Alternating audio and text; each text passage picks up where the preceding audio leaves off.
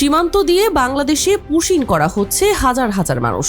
BJP সরকার ক্ষমতায় আসার পর যেই রাজনীতি শুরু করেছে তাতে বড় দুশ্চিন্তায় পড়ে গেছেন মুসলিমরা। বিশেষ করে সীমান্তে থাকা মুসলিমদের রাতের ঘুম রীতিমতো হারাম হয়ে গেছে। অন্যদিকে মমতার দল তৃণমূলে যেই আঘাত আসছে তাতে মমতাও যেন ভেঙে চুরে চুরমার হয়ে যাচ্ছে। প্রিয় দর্শক, আজকের বিশেষ প্রতিবেদনটি অবশ্যই শেষ পর্যন্ত দেখবেন। দেখার আগে কমেন্টে জানিয়ে দিবেন কোন জায়গা থেকে ভিডিওটি দেখছেন।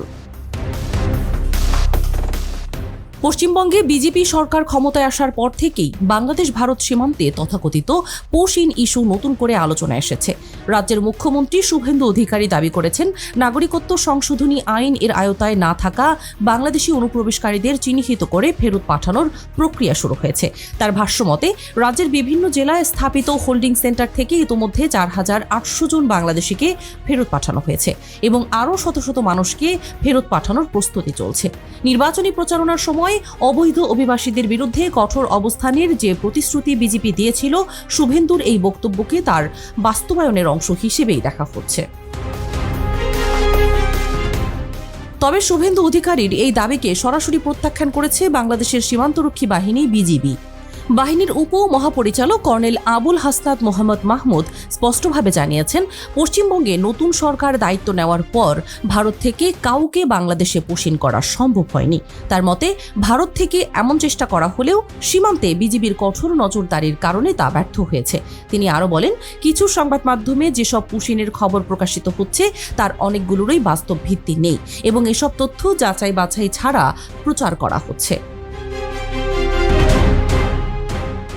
বিজিবি কর্মকর্তারা বলছেন, সীমান্ত এলাকায় বর্তমানে সর্বোচ্চ সতর্কতা বজায় রাখা হয়েছে। দিনরাত 24 ঘন্টা সীমান্ত পাহারা দেওয়া হচ্ছে এবং স্থানীয় জনগণও এ কাজে সহযোগিতা করছে। তাদের মতে, কোনো ব্যক্তি যদি সত্যিই বাংলাদেশের নাগরিক হন এবং অন্য দেশে অবৈধভাবে অবস্থান করেন তাহলে তাকে ফেরত পাঠানোর জন্য আন্তর্জাতিকভাবে স্বীকৃত একটি প্রক্রিয়া রয়েছে। দুই দেশের সংশ্লিষ্ট কর্তৃপক্ষের মধ্যে তথ্য যাচাই, নাগরিকত্ব নিশ্চিতকরণ এবং কূটনৈতিক যোগাযোগের মাধ্যমে বিষয়টি সম্পন্ন হয়। ফলে কাউকে জোরপূর্বক সীমান্তে ঠেলে দেওয়া বা পুশিন করা আন্তর্জাতিক আইন ও মানবাধিকারের দৃষ্টিকোণ থেকেও গ্রহণযোগ্য নয়। বিশ্লেষকরা মনে করেন, এই ইস্যু শুধু সীমান্ত ব্যবস্থাপনার বিষয় নয়, বরং এটি রাজনৈতিক বক্তব্য ও জনমত গঠনের ক্ষেত্রেও গুরুত্বপূর্ণ ভূমিকা রাখছে। পশ্চিমবঙ্গে বিজেপির উত্থানের পেছনে অবৈধ অনুপ্রবেশ ইস্যুটি অন্যতম প্রধান রাজনৈতিক হাতিয়ার ছিল। ফলে সরকার গঠনের পর দলটির এই প্রতিশ্রুতি বাস্তবায়নের বার্তা দিতে চাচ্ছে। অন্যদিকে বাংলাদেশ সরকার ও বিজিবি এমন কোনো তথ্য স্বীকার না করায় দুই পক্ষের বক্তব্যে স্পষ্ট বিরোধ দেখা যাচ্ছে। এর ফলে প্রকৃত পরিস্থিতি কি তা নিয়ে সাধারণ মানুষের মধ্যেও প্রশ্ন তৈরি হয়েছে। এদিকে সীমান্ত পরিস্থিতি নিয়ে বাংলাদেশ ও ভারতের মধ্যে কূটনৈতিক যোগাযোগ আরও গুরুত্বপূর্ণ হয়ে উঠেছে। কারণ অনিয়মিত অভিবাসন, সীমান্ত নিরাপত্তা এবং মানবাধিকার সবকিছুই এই ইস্যুর সঙ্গে জড়িত। বিজেপি বলছে, যদি ভারতের কাছে অবৈধভাবে বসবাসকারী বাংলাদেশি নাগরিকদের কোনো তালিকা থাকে তাহলে তা যথাযথ সরকারি ও কূটনৈতিক চ্যানেলের মাধ্যমে বাংলাদেশকে জানানো উচিত। দুই দেশের পারস্পরিক সহযোগিতা এবং যাচাই বাছাইয়ের মাধ্যমেই কেবল এ ধরনের সমস্যার সমাধান সম্ভব। অন্যথায় পুশিন নিয়ে বিতর্ক ও বিভ্রান্তি সীমান্ত অঞ্চলে নতুন উত্তেজনার জন্ম দিতে পারে। অন্যদিকে গত কয়েক মাস ধরেই তৃণমূল কংগ্রেসের ভেতরে অসন্তোষের নানা খবর সামনে আসছিল। নির্বাচনে পরাজয়ের পর দলটির সাংগঠনিক দুর্বলতা, নেতৃত্বের সিদ্ধান্ত নিয়ে প্রশ্ন এবং বিভিন্ন স্তরের নেতাদের মধ্যে সমন্বয়হীনতা ক্রমশ প্রকাশ্যে আসতে শুরু করে। তবে দিল্লিতে একসঙ্গে 20 জন সাংসদের বিজেপি নেতৃত্বাধীন এনডিএ জোটকে সমর্থনের ঘোষণা সেই সংকটকে এক নতুন মাত্রা দিয়েছে। রাজনৈতিক বিশ্লেষকদের মতে এটি কেবল কয়েকজন নেতার ব্যক্তিগত সিদ্ধান্ত নয়, বরং দীর্ঘদিন ধরে জমে থাকা অসন্তোষের বহিঃপ্রকাশ।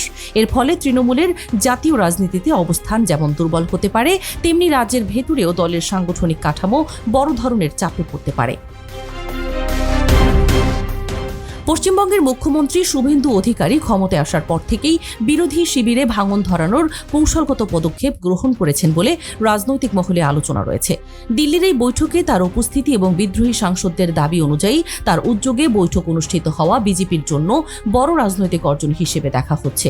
একসময় তৃণমূলের গুরুত্বপূর্ণ নেতা থাকা শুভেন্দু এখন সেই দলের অসন্তুষ্ট অংশকে নিজের দিকে টানতে সক্ষম হয়েছেন বলে মনে করা হচ্ছে। এর ফলে পশ্চিমবঙ্গের রাজনীতিতে বিজেপির প্রভাব আরও বিস্তৃত হওয়ায় সম্ভাবনা তৈরি হয়েছে এবং আগামী দিনে আরও নেতাকর্মী রাজনৈতিক অবস্থান পরিবর্তন করতে পারেন বলেও জল্পনা কল্পনা শুরু হয়েছে। তৃণমূল কংগ্রেসে দীর্ঘদিন ধরে মূলত মমতা বন্দ্যোপাধ্যায় ও অভিষেক বন্দ্যোপাধ্যায়ের নেতৃত্ব কেন্দ্রিক দল হিসেবে পরিচালিত হয়ে এসেছে, কিন্তু সাম্প্রতিক ঘটনাগুলো ইঙ্গিত দিচ্ছে যে দলের ভেতরে নেতৃত্ব নিয়ে প্রশ্ন এবং বিকল্প রাজনৈতিক অবস্থান তৈরির প্রবণতা বাড়ছে। দিল্লিতে যখন মমতা ও অভিষেক বিজেপি বিরোধী জোটের বৈঠকে অংশ নিচ্ছিলেন, তখন তারই দলের একাংশ বিজেপিকে সমর্থনের ঘোষণা দিয়েছে। এই ঘটনা শুধু রাজনৈতিকভাবে বিব্রতকর নয়, বরং নেতৃত্বের ওপর দলের সাংসদদের আস্থার বিষয়টিও প্রশ্নের মুখে ফেলেছে। ফলে আগামী দিনে দলকে ঐক্যবদ্ধ রাখা এবং বিদ্রোহী প্রবণতা নিয়ন্ত্রণ করা তৃণমূল নেতৃত্বের সবচেয়ে বড় চ্যালেঞ্জ হয়ে দাঁড়াতে পারে।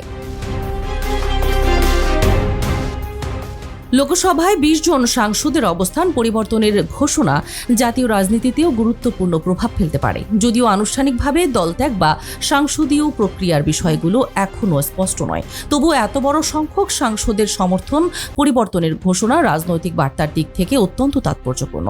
এতে বিজেপি নেতৃত্বাধীন এনডিএ জোটের রাজনৈতিক অবস্থান আরও শক্তিশালী হওয়ার সুযোগ তৈরি হতে পারে। একই সঙ্গে বিরোধী শিবিরের ঐক্য নিয়েও নতুন প্রশ্ন উঠতে পারে, বিশেষ করে যে সময় বিরোধী দলগুলো কেন্দ্রীয় সরকারের বিরুদ্ধে যৌথ আন্দোলন ও সমন্বয়ের চেষ্টা করছে, ঠিক সেই সময় অন্যতম প্রধান বিরোধী দলের অভ্যন্তরীণ বিভক্তি বিরোধী রাজনীতির জন্য বড় ধাক্কা হিসেবে দেখা হচ্ছে। সাম্প্রতিক ঘটনা প্রবাহ অনেকের কাছেই পশ্চিমবঙ্গের রাজনীতিতে একটি নতুন যুগের সূচনার ইঙ্গিত দিয়েছে মনে হচ্ছে।